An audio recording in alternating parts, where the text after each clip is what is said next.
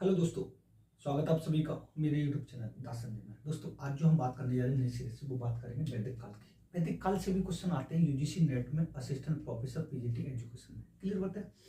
Channel पर नए हो तो चैनल को सब्सक्राइब कर लेना, बेल आइकन ऑल को प्रेस कर लेना, जिससे आने वाली वीडियो का नोटिफिकेशन आपको मिलता रहे। हमारी जो सीरीज चली यूजीसी नेट जून 2024 को ध्यान में रखकर चल रही है। सब्जेक्ट हमारा एजुकेशन है। देखो, सबसे पहला क्वेश्चन आपसे वो ये पूछेगा कि इसका जो समय माना गया वो कितना माना गया है।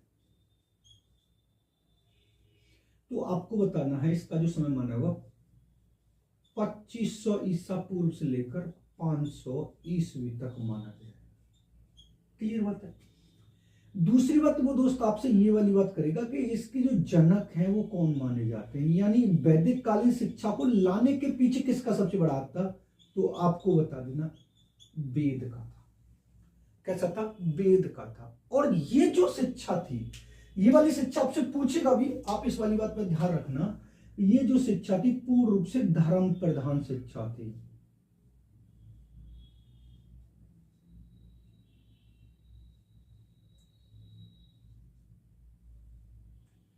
वैदिक कालीन शिक्षा जो थी पूर्ण रूप से धर्म प्रधान शिक्षा थी। यहां पर जो हमारी वर्ण व्यवस्था थी, ब्राह्मण, क्षत्रिय, वैश्य, शूद्र, वो यहीं से शुरू हुई। तो इसमें से किस वर्ण को शिक्षा नहीं दी जाती थी? तो आपको पता है शूद्र को नहीं दी जाती थी। ये सारी बात आगे डिस्कस करेंगे। अगर आपसे पूछे इसका समय कितना है, तो 2500 ईसा पूर्व से लेकर 500 ईस्वी तक है। और इसके जनक वेद माने जाते हैं, और ये जो मानी जाती है उस पूर्ण रूप से धर्म प्रधान शिक्षा मानी जाती है। अब आपके दिमाग में जो सबसे बड़ा पॉइंट होगा वो यहां पर हमें पढ़ना है कि जब शिक्षा प्रारंभ होती थी, समझना,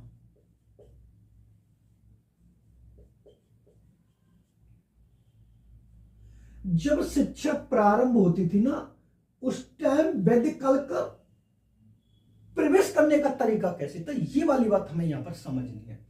अब यहां पर जो संस्कार होते थे तब जाकर यहां पर वैदिक काल का वो होता था। तो यहां पर आपको यह समझना कि वैदिक कालीन शिक्षा की जब प्रारंभ होती थी तो यहां पर कुछ संस्कारों को दिया जाता था। किसको दिया जाता था? संस्कार किए जाते थे। अब वो संस्कार कौन कौन से थे? तो सबसे पहला जो हमारा होता था विद्यारंभ संस्कार होता था।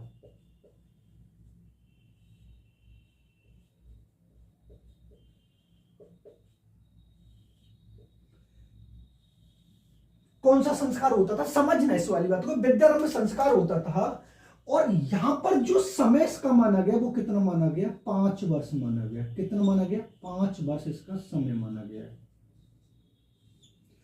और ये जो संस्कार होता था ये कहां पर होता था? घर पर होता था, माता पिता के द्वारा। मैं अभी पूरा समझा दूंगा। माता पिता के द्वारा। अब जब बालक 5 साल का हो जाता था तो 5 साल होने के बाद जब घर पर माता पिता बच्चे की शिक्षा प्रारंभ करने के लिए कोई न कोई एक ऐसा शुभ दिन चुन लेते, कोई न कोई ऐसा शुभ दिन चुन लेते। मान लीजिए अमावस्या का दिन चुन लिया, पूर्णिमा का दिन चुन लिया, जो उनके हिसाब से जो बेस्ट दिन लगता था उस दिन को चुन लिया जाता था। और उसका एक संस्कार होता था जिसका नाम था विद्यारंभ संस्कार। और इस संस्कार में होता क्या था, ये वाली बात आपको समझनी है। इस संस्कार में क्या होता था कि सोने या चांदी की कलम से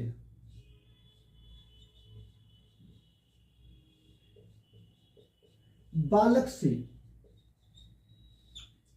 वर्णमाला लिखवाई जाती थी।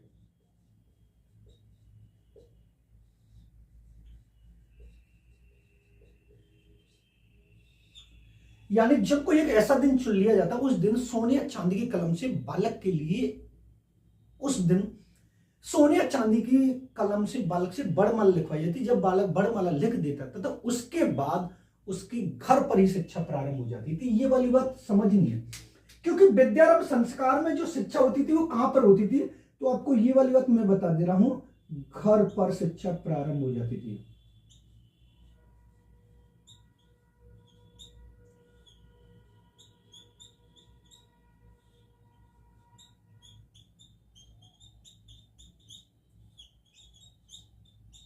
ये पूरा का पूरा हमारा विद्यारंभ संस्कार हुआ था। लेकिन ये ज्यादा वैलिड नहीं था, क्योंकि ये वैदिक काल का नहीं है। वैदिक काल का है, लेकिन ये जो संस्कार हो रहा है वो कहां पर हो रहा है? घर पर माता पिता के द्वारा हो रहा है। लेकिन वैदिक काल तो पूर्व से गुरुकुल प्रणाली मानी जाती है। ये वाली बात आपको समझ में आनी चाहिए। तो जब हम चलते हैं तो हमारा दूसरा संस्कार आता है जो सबसे ज्यादा इंपोर्टेंट है। दूसरा हमारा संस्कार आता था उपनयन संस्कार।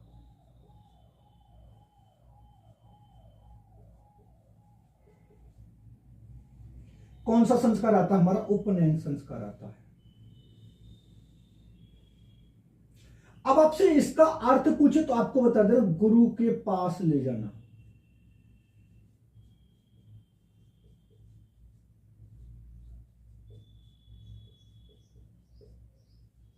गुरु के पास ले जाना, यानी अगर आपसे ये भी पूछ सकता है कि उपनयन संस्कार किस काल में होता है, तो आप बता देना वैदिक काल में।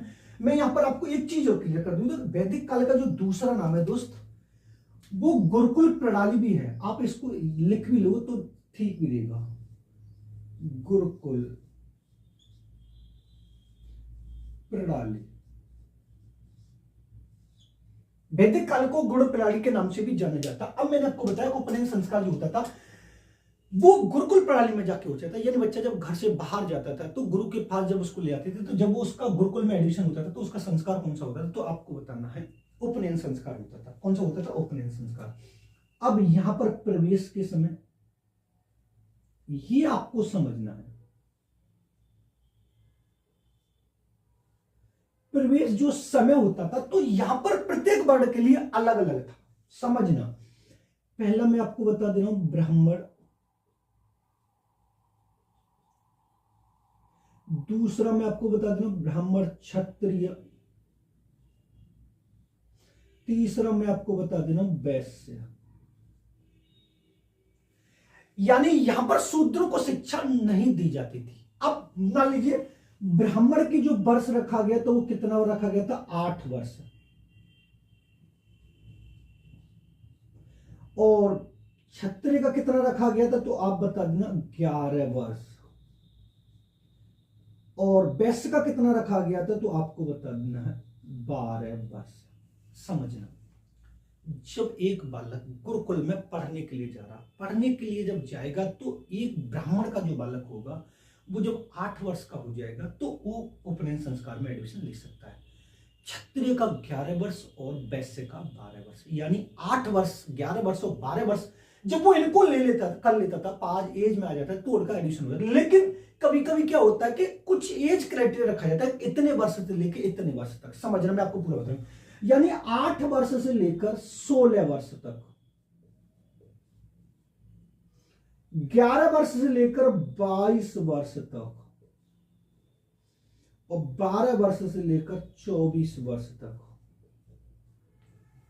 अब ये जो एज मैंने आपको लिखा है ये एक तरह से मिनिमम मैक्सिमम एज है प्रवेश के समय की। गुरुकुल में अगर ब्राह्मण का बालक 8 से 16 वर्ष के बीच में कभी भी एडमिशन ले सकता है, क्षत्रिय का बालक 11 वर्ष से लेकर 22 वर्ष के बीच में कभी भी एडमिशन ले सकता है, और वैश्य का बालक 12 वर्ष से लेकर 24 वर्ष के बीच में एडमिशन ले सकता है। लेकिन यहां पर शूद्रों को पूर्ण रूप से शिक्षा बिल्कुल नकार दी गई थी कि यहां पर शूद्रों को शिक्षा नहीं दी जाएगी, तभी तो इसको धर्म प्रधान शिक्षा बोला गया है। और इन सबके अपने अलग अलग कार्य बांट दिए गए थे, ब्राह्मण कौन है, क्षत्रिय कौन है, वैश्य कौन है, ये सब अपना काम कौन कौन से करेंगे, क्योंकि यहाँ पर पढ़ाने का कार्य जो दिया गया था वो पूर्ण रूप से ब्राह्मणों को दिया गया था। ये पूर्ण रूप से इस वजह से इसको धर्म प्रधान माना गया है। लेकिन जब हम बौद्धकालीन शिक्षा पढ़ेंगे तो बौद्धकालीन शिक्षा हमारी कर्म प्रधान थी। वहां पर जो व्यक्ति जिसके लिए एलिजिबल होगा वो उस कार्य को करेगा। अब आपको समझना क्या, एक चीज और आपको बहुत इंपॉर्टेंट बताएंगे। देखो, ये जो मैंने आपको संस्कार पढ़ाया है, समझना 2 तरीके से पढ़ा रहा हूं। अगर संस्कार से पहले बालक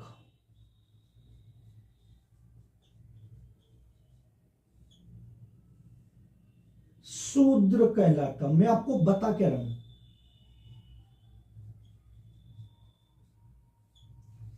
अगर यहां पर दूसरे में करो बाद में बालक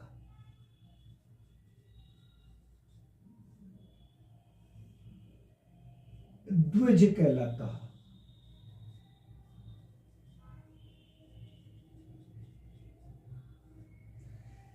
अगर आपसे यहां पर क्वेश्चन ये पुटअप करता है कि वैदिक काल में उपनयन संस्कार से पहले बालक को क्या कहा जाता था, तो पहले बालक को शूद्र कहा जाता, लेकिन उपनयन संस्कार ये सारा हो जाता था, गुरु के पास ले जाते थे। अभी बताऊंगा गुरुकुल में क्या होता था, तो उसे ध्वज कहलाते थे। अब बात यहां पर ये होती है उपनयन संस्कार में होता क्या था। मान लीजिए जब बालक 8 वर्ष का हो जाता था तो उसके मम्मी पापा उसको वहां पर ले जाते थे। जब उसको ले जाते थे, ले जाने के बाद गुरु के पास ले जाते थे, वहां पर उसके पूर्ण रूप से मुंडन हो जाता था। मुंडन होने के बाद उसको उस गुरु के सामने बैठा दिया जाता था जिसके सामने वो शिक्षा ग्रहण करने आया है।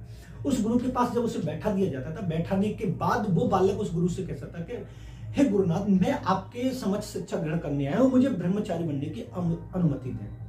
तो वो आपसे उससे गुरुजी उस लड़के से ये वाली बात बोलती है, आप किसके ब्रह्मचारी हो? तो वो कहता मैं आपका ब्रह्मचारी हूं, मतलब मुझे शिक्षा ग्रहण करने की अनुमति दीजिए, मैं आपके पास आया। गुरु के पास ले जाना, जो माता पिता उसको ले जाते थे, गुरु के पास ले जाते। तो जब गुरुजी उसको कुछ मंत्रों का उच्चारण करवाते थे, कुछ सरस्वती मंत्र भी दिए थे, कुछ गायत्री मंत्र का उच्चारण करवाने के बाद उसका एडमिशन गुरुकुल में हो जाता। तो एडमिशन होने के बाद फिर उसकी शिक्षा प्रक्रिया पूर्ण रूप से चालू हो जाती थी। लेकिन यहाँ पर क्वेश्चन पुट ये हुआ था कि उपनयन संस्कार से पहले बालक को क्या कहा जाता था? तो शूद्र कहा जाता। उपनयन संस्कार के बाद बालक को क्या कहता था? द्विज कहा जाता था। और युग प्रवेश का जो समय मैंने ब्राह्मण क्षत्रिय वैश्य मिनिमम एज 8 वर्ष और ये है, और मैक्सिमम ये से, इनके बीच में वो कभी भी एडमिशन ले सकता था। ये वाली बात ठीक है, ये पूरा यहाँ पर हो गया था। फिर उसके बाद जब हम थर्ड नंबर पर पढ़ते हैं दोस्त, जो थर्ड नंबर पर हमारा जो संस्कार होता था वो था हमारा समापवर्तन संस्कार।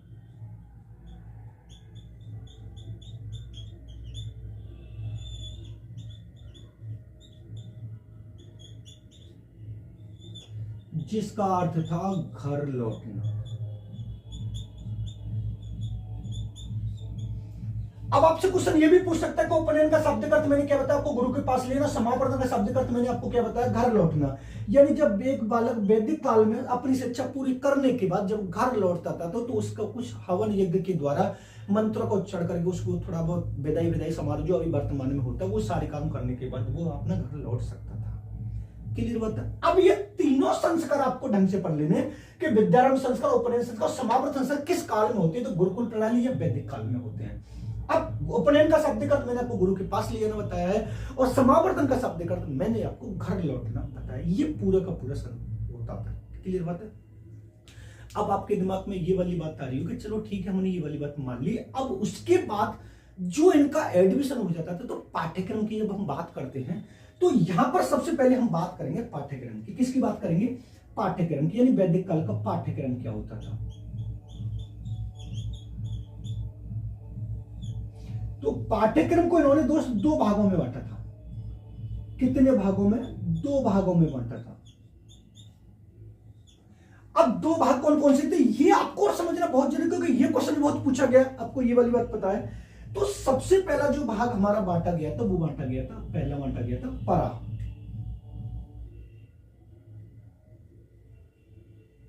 जिसको हम आध्यात्मिक पाठ्यक्रम भी बोलते हैं।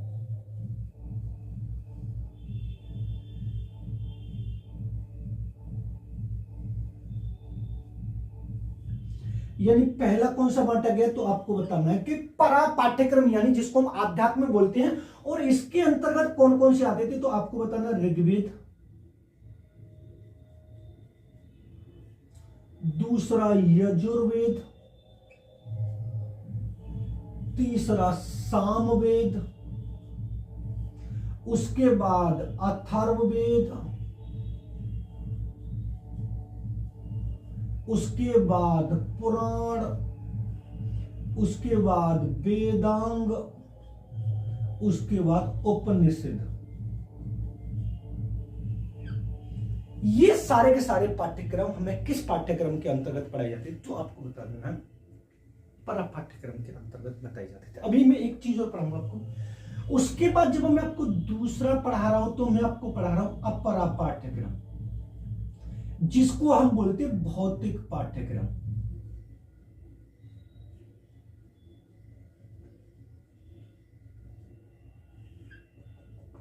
कौन सा बोलते हैं? भौतिक पाठ्यक्रम। क्योंकि यहां से भी क्वेश्चन पूछा गया है कि वैदिक कालीन शिक्षा का पाठ्यक्रम कैसा है, परा और अपरा, सामाजिक या वैसा। तो आपको बताना परा और अपरा। इसके अंतर्गत देखो दर्शन शास्त्र, ज्योतिष,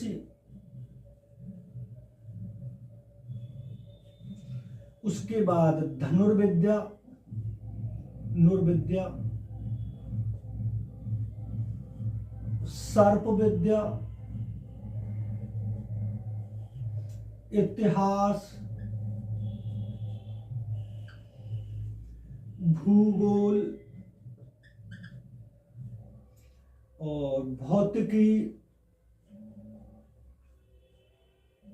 ये सारा इसके अंतर्गत पढ़ाया जाता था। अब आपको यहां पर समझना ये भी है, आपसे क्वेश्चन ये भी पूछ सकते हैं कि मान लीजिए para पाठ्यक्रम जो लाया गया था इसका मेन रीजन क्या था, यानी मेन रीजन क्या था जो para पाठ्यक्रम को लाया गया और अपरा पाठ्यक्रम को लाने का मेन रीजन क्या था। तो आपसे अगर ये पूछे इन दोनों का अर्थ क्या है तो आप बताना इसका जो अर्थ है, देखो कर्म प्लस उपासना से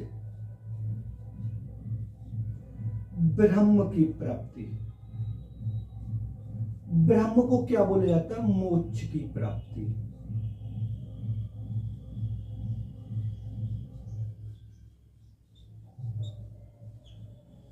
ये वाली बात आपको समझ में आ रही है कि यानी वचन कर्म और मन और उपासना से हम मोक्ष यानी ब्रह्म की प्राप्ति करेंगे, वो कौन से पाठ्यक्रम के अंतर्गत आएगा तो आपको बता देना परा पाठ्यक्रम की। लेकिन अगर आपसे ये वाली बात पूछे कि अपरा पाठ्यक्रम का अर्थ क्या था, समझना संगठित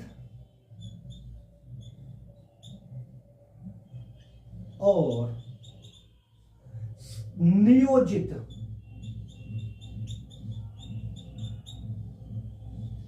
सामाजिक व्यवस्था का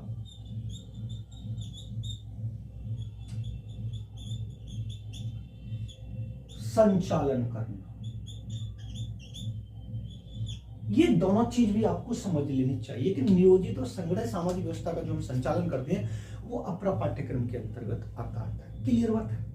अब उसके बाद हम पढ़ेंगे, मैंने आपको पाठ्यक्रम बता दिया, अपरा पाठ्यक्रम पूर्ण रूप से आध्यात्मिक भगवान के मोक्ष की प्राप्ति कराएगा और अपरा पाठ्यक्रम जो पूर्ण रूप से सामाजिक व्यवस्था का संचालन करना, जो एक अच्छे समाज का निर्माण कर सके। ये वाली बात आपको समझ में आनी चाहिए। क्लियर बात है। मैंने पूरा संस्कार पढ़ा दिया, ये पूरे विद्यारंभ उपनयन और ये समावर्तन संस्कार पढ़ा दिया। अब उसके बाद हम नेक्स्ट चलते हैं। अब उसके बाद मैं आपको पढ़ाऊंगा कि यहां पर कुछ उपाधियां दी जाती थी जो आपको समझनी है।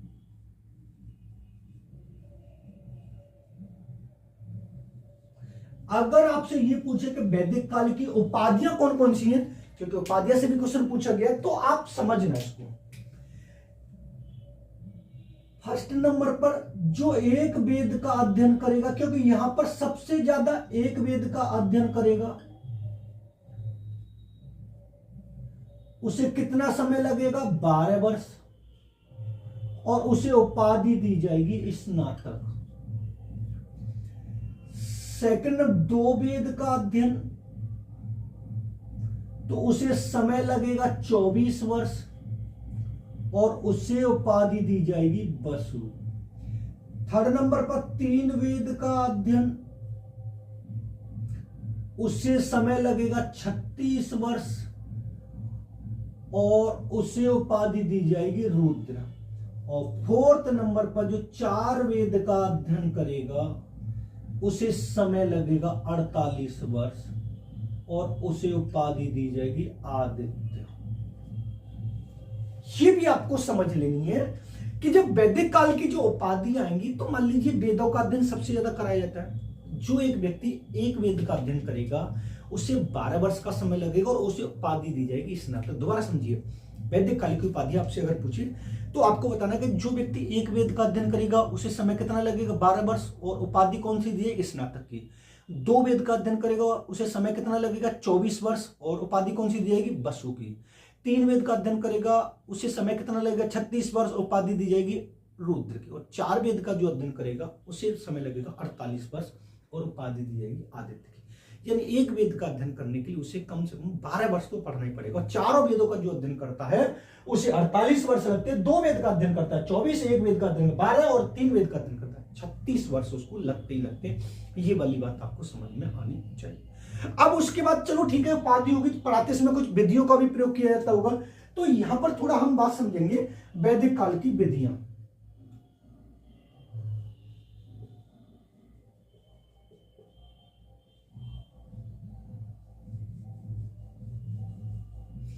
अब ये जो विधियां है पूर्ण रूप से सिर्फ मौखिक विधि का प्रयोग किया जाता था।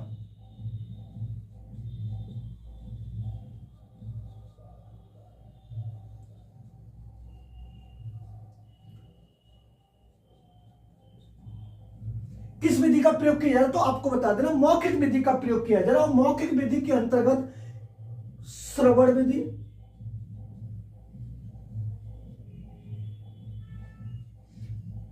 मनन विधि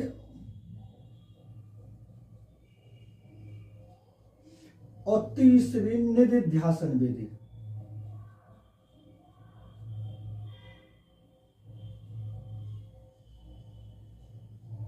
निधिध्यासन विधि, ये वाली बात आपको समझ में आनी चाहिए, क्योंकि वैदिक काल से जब पूर्व से धर्म प्रदान थी, मौखिक यहां पर कोई लेखन प्रक्रिया का कोई चलन नहीं था।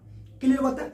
अगर आपसे पूछे विधियां कौन कौन सी वैदिक काल गुरुकुल प्रणाली की, तो आप बता देना मौखिक विधि का प्रयोग, जिसके अंदर श्रवण मनन और निधिध्यासन विधि का प्रयोग किया जाता है। अब आपसे ये पूछेगा कि संस्थाएं कौन कौन सी हैं यहां पर, क्योंकि संस्थाएं तो सबसे ज्यादा है।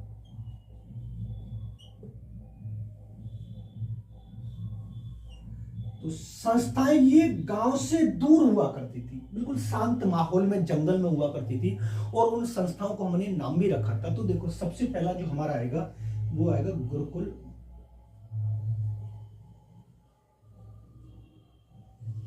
उसके बाद दूसरा आएगा दोस्त वैदिक विद्यालय,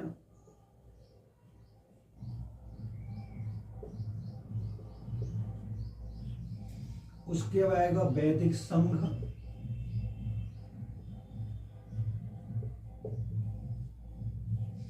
उसके बाद आएगा चारण, फिर उसके बाद आएगा चरक।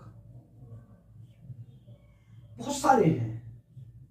ये आपसे पूछ सकता है कि गुरुकुल प्रणाली या गुरुकुल जो संस्थाएं लाई गई थी वो कहां पर लाई गई, तो आपको बताना वैदिक काल के अंतर्गत लाई गई। तो वैदिक कालीन शिक्षा पूर्ण रूप से धर्म प्रधान थी, जो सबसे ज्यादा रटने पर बल देती। किस पर बल देती थी? रटने पर, क्योंकि इसका समय वेद धर्म प्रधान शिक्षा। अब ये अगर आपने पूर्ण रूप से समझ लिया, वैदिक कालीन शिक्षा पूर्ण रूप से समझ ली, तो आपको 1 से 2 क्वेश्चन तो आपको पूर्ण से मिल जाएंगे। आपको समझना क्या है, सबसे पहले आपको ये पूरे संस्कार देखने, संस्कार के बाद आपको ये पाठ्यक्रम देखना, पाठ्यक्रम के बाद आपको उपाधि देखनी। लेकिन यहां पर ये चीज और देखनी है, उपनयन संस्कार से पहले बालक को क्या कहा जाता है, तो आपको बताना शूद्र कहा जाता है। तो उपनयन संस्कार के बाद बालक को क्या कहा जाता है? द्विज कहा जाता है। और ब्राह्मण, क्षत्रिय, वैश्य और शूद्र, और सबसे बाद में जो मैं चीज लिख रहा हूं वो आपको पूर्ण रूप से समझ में आनी चाहिए, जो नोट डाल के मैं आपको यहां पर लिख रहा हूं।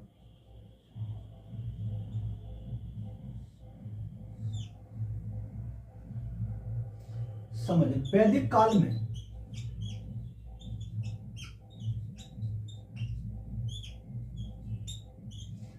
शूद्रों को शिक्षा नहीं दी जाती थी।